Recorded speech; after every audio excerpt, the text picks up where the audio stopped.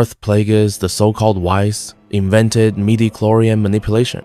But what if I told you he didn't invent it at all? He merely rediscovered something far older, something the ancient Sith had already been experimenting with thousands of years before him. So, if someone is capable of spirit transfer, necromancy, or even force draining another being, they're essentially tampering with the very same life processes governed by midi-chlorians. That's not a brand new idea.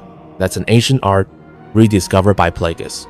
Think about the ability to force drain. When a Sith like Nihilus or Malak drains life from a victim, they're not just absorbing energy, they're seizing control of the victim's biological connection to the Force itself. And since midi-chlorians are that connection, force drain already implies some degree of midi-chlorian manipulation. In other words, the foundation for Plagueis' so-called discovery existed long before him, he just studied it more systematically. Let's rewind a few thousand years to the era of Freedon Nad and Exar Kun from Tales of the Jedi. Freedon Nad was no ordinary Sith. He learned from Nagasado, mastered dark alchemy, and even after death, lingered as a spirit bound to his tomb. Here's where it gets interesting. Nad openly told Exar Kun that he needed a new physical body, one forged through Sith alchemy, so that he could walk the galaxy again. Creating a new body isn't just sorcery, it's biological force engineering. And in Star Wars terms, biological force engineering means altering or influencing midi-chlorians. So, long before Plagueis ever studied midi-chlorian counts under a microscope, Nad and Kun were already planning physical resurrection through alchemical means, which almost certainly required manipulating midi-chlorians. Plagueis wasn't the first, he was the first to study it scientifically.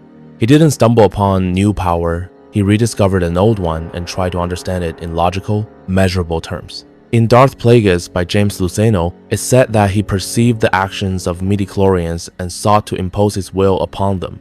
He wasn't creating the concept, he was examining it, attempting to grasp the mechanisms that the ancients had already harnessed. This changes how we see Sith history. Plagueis wasn't the ultimate innovator, he was the culmination of thousands of years of obsession.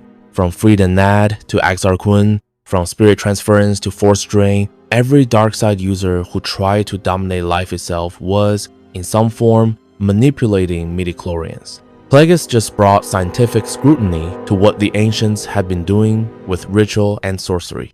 So next time you hear someone say, Darth Plagueis invented midi-chlorian manipulation, remember this, he didn't invent it. He rediscovered it, studied it, and like every Sith before him, paid the price for reaching too far into the Force's most sacred mystery, the power to create life itself.